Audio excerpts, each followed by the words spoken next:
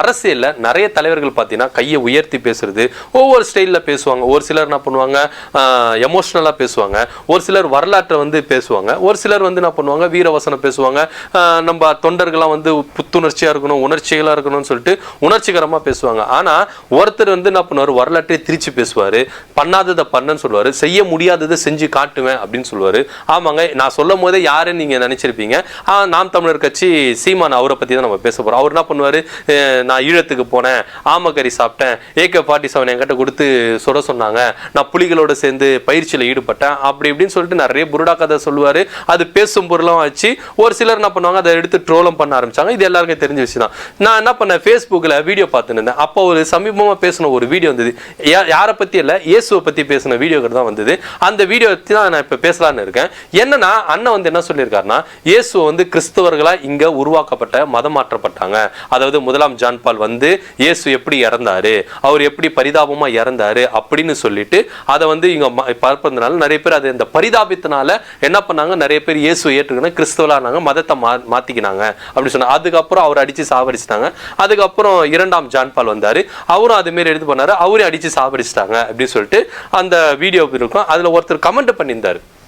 என்னன்னா, இயேசு கிறிஸ்துவோடைய நூற்றாண்டும் 1 2 ஜான் பால் நூற்றாண்டும் வெவ்வேறான நூற்றாண்டு. ஆனா இவர் இந்த 2 நூற்றாண்டையும் ஒன்றுபடுத்தி பேசுறாரு, இது வந்து வரலாற்றுக்கு புறம்பானது அப்படின்னு சொல்றாரு. ஆனா உண்மையிலே சொல்ல போனா இயேசு கிறிஸ்து வந்து என்னன்னா, அவர் ஒரு யூதர் தான், அதுல எந்த வித மாற்று கருத்து இல்லை. இது பைபிள்லயும் குறிப்பிட்டிருக்கு, அது எல்லாருக்குமே தெரியும், நான் நம்புறேன்.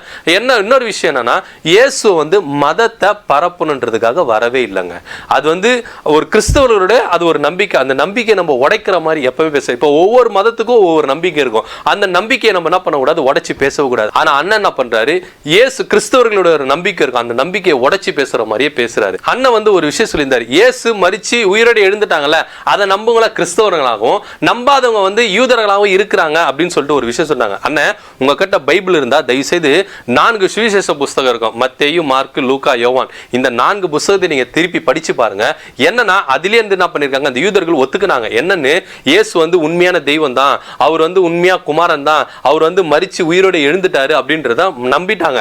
அதை வெளியில விடல. ஏன்னா வெளியில விட்டா நம்ம பொய்யாயிருவோம், நம்ம சொல்ற இது நம்மளது பொய்யாயிரும். அதனால வந்து அதை மறைச்சிட்டு என்ன பண்ணாங்க, அதை அப்படியே மறைச்சிட்டாங்க. ஆனா அதுக்கப்புறம் அவங்க கூட இருந்தாங்களே சீஷர்கள், அவங்க என்ன பண்ணாங்க, எல்லாரும் சதறி போயிட்டு என்ன பண்ணாங்க, எல்லாம் அந்த இயேசு கிறிஸ்துவோட காலத்துல நடந்த எல்லாத்தையும் சொன்னாங்க. நமக்கு வந்து சொன்னது யாருன்னா, தாமஸ் அப்படின்றவர் என்ன பண்ணாரு, 12 பேர்ல அவர் ஒருத்தர்னே தோமா. அவர் வந்து என்ன பண்ணாரு, தமிழ்நாட்டுல பரங்கி மலர்களை அங்கதான் வந்து பதுங்கியிருந்தாரு. தாமஸ், இவர் தோமா, இவர் தான் நம்மளுக்கு சொல்ல வந்தார். அதுக்கப்புறம் தான் நீங்க சொன்ன 1 ஜான் பால் 2 ஜான் பால் அப்படின்னு சொல்லிட்டு நம்ம வரலாறுகள், நம்ம நீங்க உங்களுக்கு தெரியாத வரலாறு ஒண்ணு இல்ல, நீங்க வரலாறு எடுத்து படிச்சு பாத்தீங்கன்னா தெரியும். நீங்க சொன்ன வரலாறுலயே அதுல பிழைகள் இருக்கு. ஏன்னா 1 ஜான் பால் இங்க வந்தது 1912, அவர் இறந்தது 1978. அவருடைய மரணம் வந்து இயற்கையான மரணம் அப்படின்னு சொல்லிட்டு குறிப்பிட்டிருக்கு.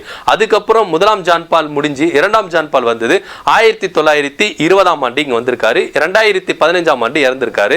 அவருடைய மரணமும் இயற்கையான மரணம் அப்படின்னு சொல்லிட்டு குறிப்பிட்டிருக்காங்க.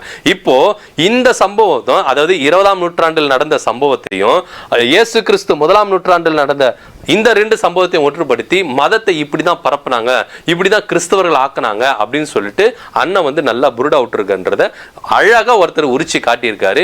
இதுல இருந்தே தெரியுது, இவர் எவ்வளவு ஒரு உண்மைக்கு புறம்பான ஒரு விஷயத்த வரலாற்றை திரிச்சு பேசுறாரு, வரலாற்றை மாத்தி பேசுறாருன்னு சொல்லிட்டு தம்பிகள் நீங்க தான் புரிஞ்சுக்கணும். ஏன்னா ஒரு சில தம்பிகள் வந்து புரிஞ்சுக்கினாங்க, அண்ணன் எப்படிப்பட்ட கதைகளா விடுவாரு, எப்படிப்பட்ட ஒரு வீரவசனம்லாம் பேசுவாரு அப்படின்னு சொல்லிட்டு ஒரு சில தம்பிகள் புரிஞ்சுக்கிட்டு என்ன பண்ணிட்டாங்க, வெளியே வந்துட்டாங்க. ஆனா இன்னமும் ஒரு சில தம்பிகள் உங்களை ஃபாலோ பண்ணிட்டு இருக்காங்கன்னு, அவங்கள நீங்க என்ன பண்ணணும்னா ஒரு வழியில நீங்க நடத்தணும், அது உண்மை வழியில நீங்க நடத்தணும். வரலாற்றை எப்பவுமே நீங்க திரிச்சு பேசாதீங்க, வரலாற்றை எப்பவுமே நீங்க மாத்தி பேசாதீங்க. வரலாற்றை வரலாறாக நீங்க பேசுங்க, அது உண்மைக்கு புறம்பா எப்பவுமே பேசாம அந்த உங்களை நம்பி இருக்கிற ஒரு சில இளைஞர்களை நீங்க ஒரு நேர்முகமா நீங்க வழி நடத்தணும். அதுக்கு நீங்க பாடுபடுங்க. உங்க ஸ்பீச்ல ஒரு உண்மை இருக்கணும். ஒரு வரலாறு நீங்க சொல்லும் போது அதுல ஒரு 1% உண்மை இருக்கணும். ஏன்னா நீங்க சொல்றது வந்து 99 பொய்யா இருந்தா 1% கூட உண்மை இருந்தா ஓகே, அட்ஜஸ்ட் பண்ணிக்கலாம். நீங்க சொல்றது 100% பொய்யா இருந்தா எப்படின்னு, அதாவது நீ மாத்திக்கங்க. இதுக்கப்புறம் உங்களுக்கு சொல்லி கொடுக்கணும்னு ஒண்ணும் இல்லை, நீங்க கரெக்டா உங்க தம்பிகளை வழி நடத்துங்க. நன்றி, வணக்கம்.